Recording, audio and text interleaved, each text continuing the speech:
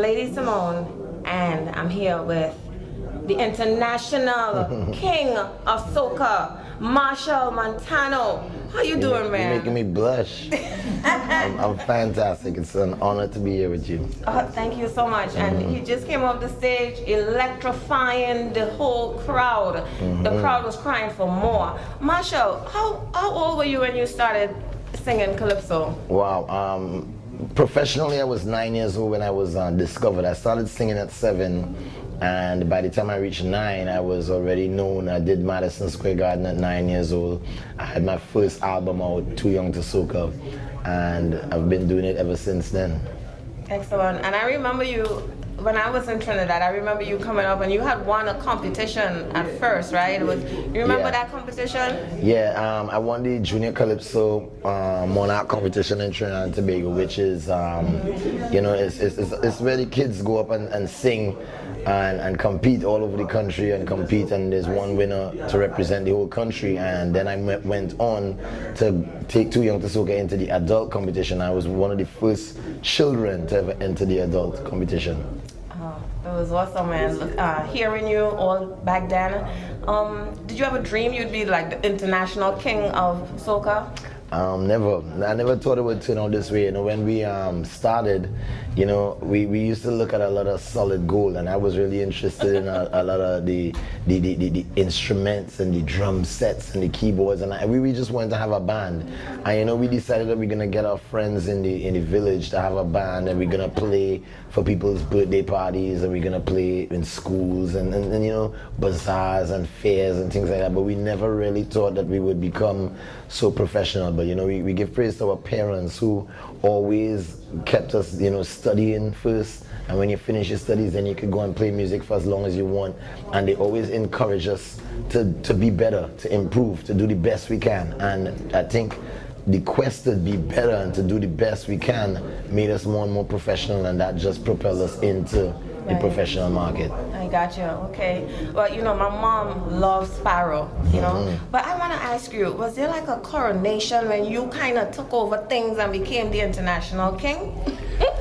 I don't know. I mean, I think all that is by the grace of God. You know, all that is just when you keep working hard and you keep doing what you do. You know, I've been blessed to meet Sparrow and them at a very young age. Sparrow, you know, took a liking to myself and to Natasha Wilson, and I worked under Kitchener. I worked under Shadow. You know, I worked under some of the great ones, and at all times, you know, they gave us that blessing, and you know, we were able to see them and work close to them to see how professional they were, and that inspired us. And you know, I think it was just a natural progression. Oh, excellent. Well, I heard that you're a writer like me. You got a book out? Well, I mean, besides writing songs, I've recently started a book called Boy Boy and the Magic Drum. And this book is actually a children's book. It's not a very big book, but it's a very big story. And you know, what I wanted to do was connect young people with their identity. You know, a lot of the young people in Trinidad and across the Caribbean, they all look to America and they look at the heroes like SpongeBob and, you know, the underwater heroes of Ariel and, you know, the Snow Whites and the Dora Explorers. So I wanted them at a young age to kind of identify with a local hero.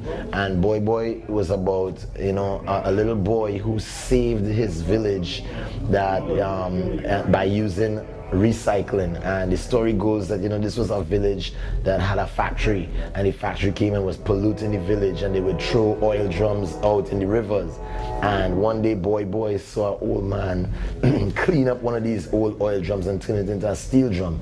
So I was trying to connect with the young person that, you know, as a West Indian, we have created a steel pan, and the steel pan is really a reflection of recycling, because we take dirty fossil fuel drums, things that burn and pollute the atmosphere, and we turn it into musical instruments. And he was a hero because the factory polluted the village so much there was no electricity for them to have music, but the magic drum that he restored and recycled created music and brought joy to the village. So, you know, it's just for them to connect and know that as a West Indian on the world platform, we could go there and be proud of our inventions and our creations and our local heroes.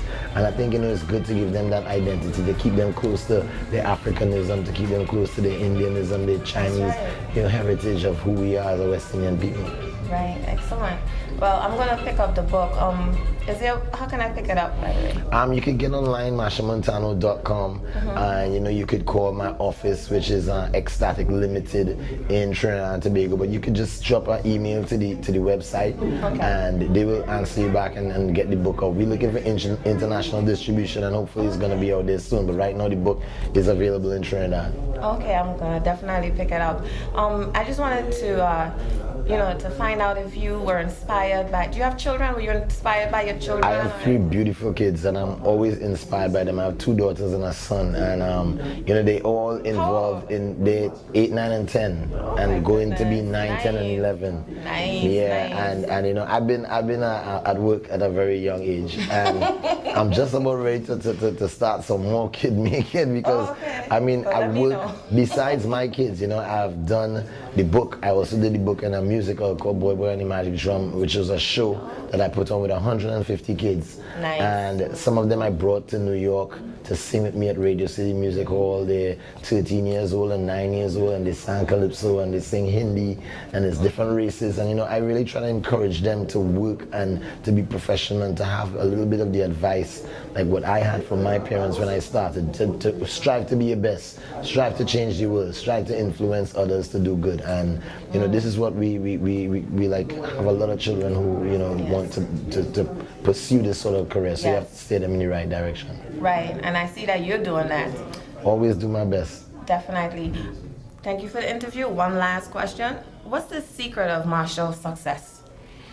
The secret of Machel's success is staying true to my purpose. All right. And at a very young age, I knew my purpose. I was born dead. I was a stillborn baby.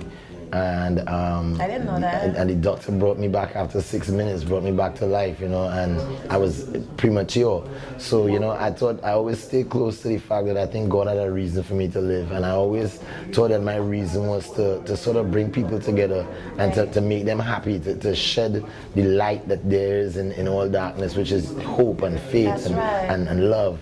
Yes. And I always at a young age wanted to put the Caribbean on the international market and to put us out there. We have certain people out there for creating the light bulb, and we have people out there for creating different types of music. I wanted to put the Caribbean out there as we have created a lifestyle, we have created unity, we have created a way of living that is helpful to the world, is an example that could share among young people and people of the world, that could, if they could live like the way we live, they might be able to see what we really worth.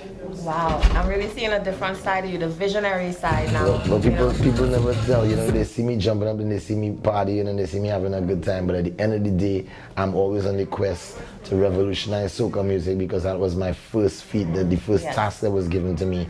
When I started off, it was only 2 young people involved and there was many old people around. We had to find a way to make it hip, we had to find a way to make it belong. I want to see everybody jumping and tell me, next track, let's go, Jimmy. And to stand side by side with hip hop and reggae. And now we're gonna try to even do further. We're gonna try to make the music more conscious, make the music more commercial, make the music more successful, make it be more about spirituality to help those people who might, want to find something to uplift themselves. Wow, excellent, excellent. Well, thank you so much for the interview. Is there anything that you want the YouTube audience to know I just say enough respect to all my fans, big up Lady Simone for being here with me, and all the people out there watching, keep loving soca music, but keep, striving for unity in the Caribbean and unity around the world.